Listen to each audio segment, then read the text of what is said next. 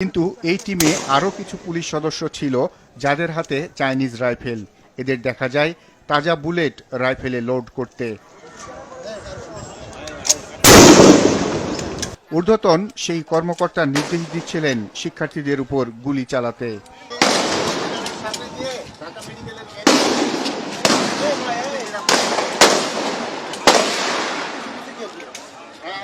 এসব রাইফেল হাতে অন্তত 4 জনকে দেখা যায় নিখুঁত নিশানা লাগিয়ে মাত্র 150 থেকে 200 গজ দূরে আন্দোলনরতদের উপর গুলি চালাতে।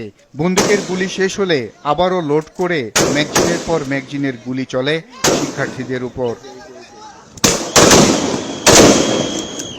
এভাবে শিক্ষার্থীদের উপর গুলি চালানোর পর লাশ পড়লে সেসব নিয়ে মন্তব্যও করতে শোনা যায় এসব ঘাতক পুলিশ সদস্যদের।